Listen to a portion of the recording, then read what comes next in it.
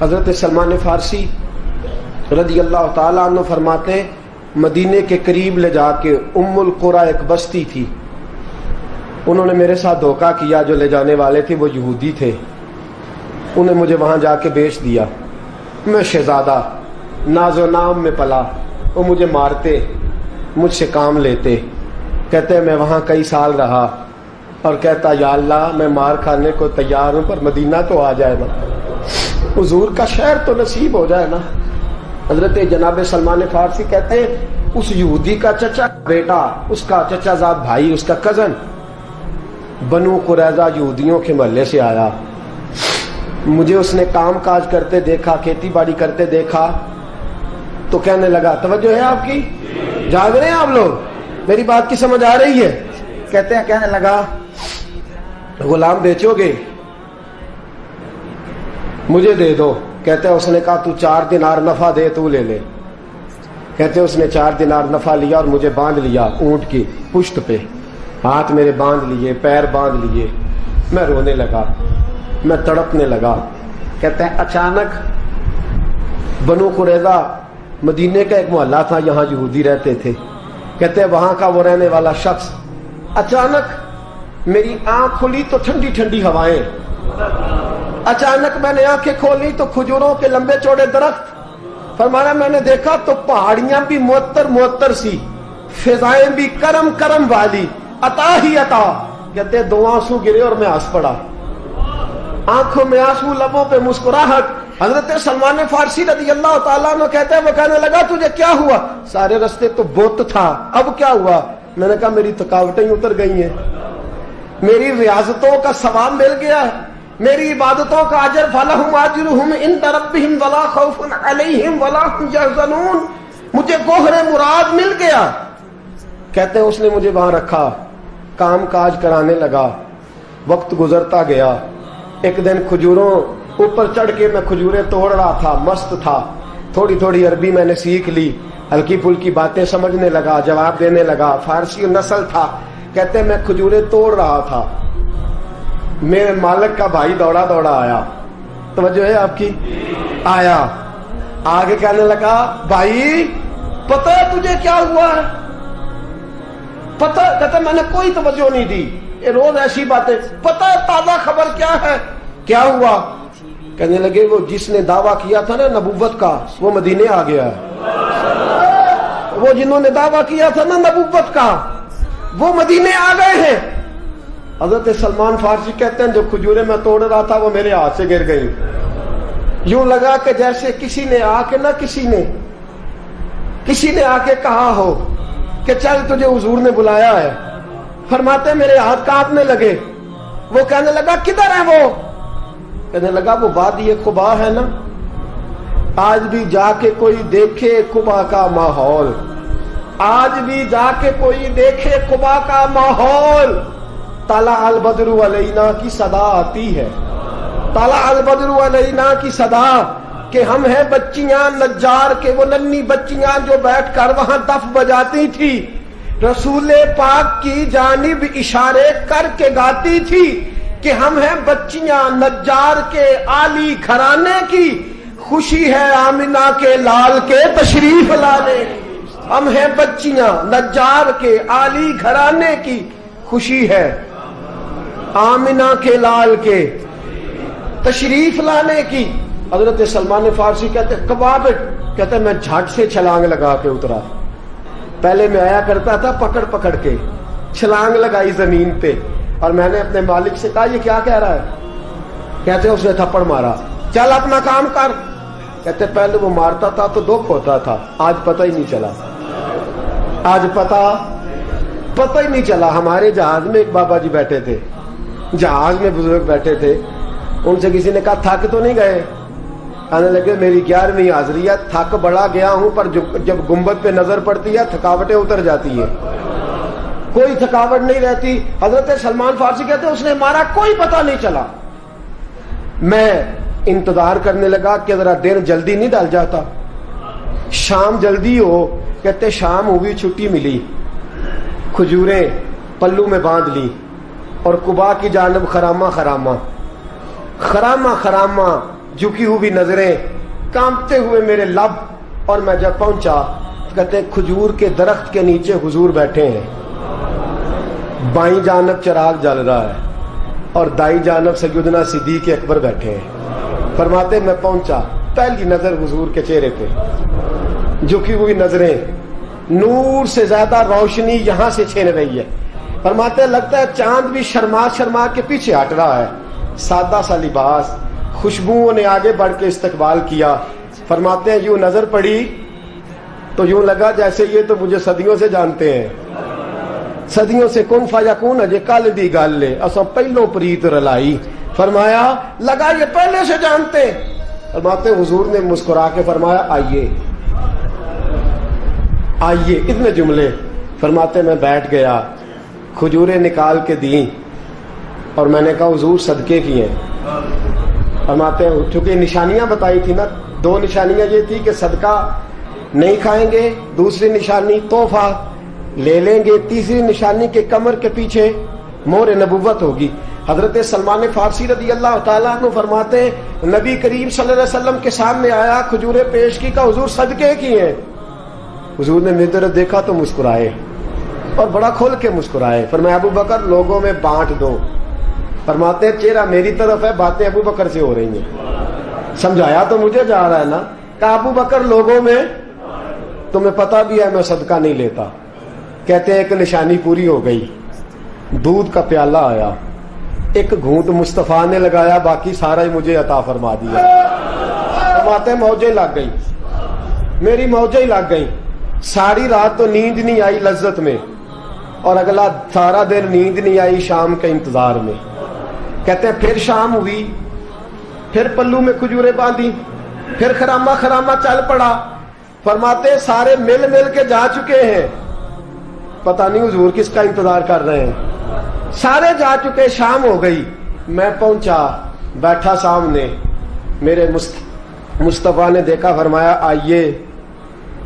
میں نے کھجوریں کھولی، نکالی، میں نے کہا حضور تحفہ ہے۔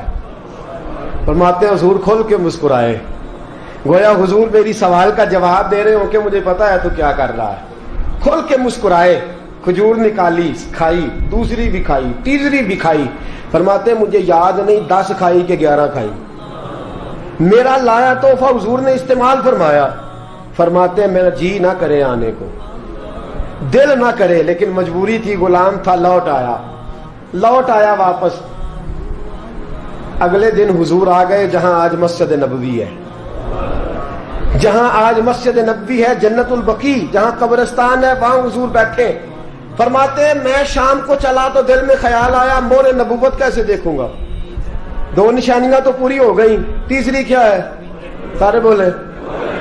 فرماتے ہیں وہ ہے 2 کندھوں کے درمیان، کیسے جرت کروں گا کہ حضور دکھائیں، کیسے کہوں گا کہ سونیا مہر دیکھنی ہے۔ کہتے ہیں پھر دعائیں کرنے لگا دل ہی دل میں، یا اللہ ہوا چلا دے، دل ہی دل میں نا ہوا چلا دے مولا، اور حضور کی قمیض مبارک کٹ جائے میں مہر دیکھ لوں۔ کبھی دل میں خیال آیا کوئی صحابی آ کے کہے حضور کمر کو ہاتھ لگانے کو دل کرتا ہے، کبھی خیال آیا کہ حضور خارش کرنے کے لیے ذرا دستے مبارک پیچھے کریں، کوئی تو بات بنے۔ فرماتے ہیں سارے رستے میں منصوبہ بندی کرتے آیا، لیکن کیا خبر تھی مجھے کہ ساری باتیں تو مصطفیٰ کے پاس پہلے سے موجود ہوتی ہیں۔ فرماتے ہیں میں گیا، توجہ ہے ساتھیو، کہتے میں گیا حضور کے سامنے بیٹھنے لگا، حضور نے فرمایا سلمان پیچھے آ، یہ تیری جگہ نہیں، تو پیچھے آ۔ فرماتے ہیں میں وہاں سے اٹھا، پیچھے گیا، جیسے ہی میں پیچھے گیا حضور نے قمیض پکڑی، مہر نبوت اٹھائی، میں نے کھل کے دیکھا، کھل کے چوما، کھل کے پیار کیا۔ پھر حضور نے بازو تھاما، فرمایا بس بھی کر، بس بھی کر۔ فرمایا نبی کریم کے قدموں میں سر رکھا اور میں پھوٹ پھوٹ کے رویا۔ میں نے کہا سونیا میری حیات کا افسانہ پوچھنے والوں، کہیں کہیں سے یہ قصہ پڑھا نہ جائے گا۔ سونیا میں اصفہان سے چلا تو شام آیا، آقا میں شام سے چلا تو موصل پہنچا، موصل سے نشیبان آیا، وہاں سے میں تموریہ آیا۔ حضور پھر میں بکا، میں نے کسی کے جانوروں کو چارہ ڈالا، کسی کے گھر میں صفائی کری، کسی کے جوتے صاف کیے، کسی کے کپڑے دھوئے، बेक बेक के आया हूं, बेक बेक के पहुंचा हूं, मुझे जम के कदम चूमने दे। हुजूर मुझे आज जी भर के ज़ियारतें करने दे। फरमाते हुजूर ने उठाया और जब मेरे रसूल ने मेरा माथा चूमा, हुजूर ने जब मेरी पेशानी पे बोसा दिया, तो फरमाते हैं फिर मैंने पढ़ा कलमा ला इलाहा इल्लल्लाहु मुहम्मदुर रसूलुल्लाह सल्लल्लाहु। फरमाते हैं फिर मैं जानूं और हुजूर। लोगों की चीखें निकल गई, लोग रो पड़े। एक बुजुर्ग उठे, कहने लगे उमर, जब से सलमान आया है यतीम बच्चियों ने कहना शुरू कर दिया है कोई हमें यतीम न कहे। जब से सलमान आया है भूखों ने कहना शुरू कर दिया है कोई हमें भूखा न कहे। जब से सलमान आया है बेआसरा लोगों ने कहना शुरू कर दिया है अब हमारे पास बहुत बड़ा आसरा है। जब से सलमान आया है बेघरों को घर मिल गए हैं। कहा वो लाचार बीमार जिनके करीब कोई नहीं जाता था, सलमान उन्हें पास बिठा लेता है। खुदारा हमारा गवर्नर ना बदलिएगा। हजरत सलमान फारसी खड़े हो गए, कहने लगे मैं बूढ़ा हो गया हूं, अब मेरे अंदर ताकतें नहीं रही। खुदारा, कभी ऐसा हुआ है कोई हुक्मरान जाए तो लोग रोए? रो रो के लोगों ने कहा खुदारा हमारा गवर्नर ना बदला जाए। हजरत उस्मान ने कहा मुझे माफ कर दो, मैं ऐसे आदमी का नाम पेश करता हूं जो मुझसे भी बेहतर है। कौन? कहा मैं हजरत साद बिन नबी वकास का नाम गवर्नर के लिए पेश करता हूं।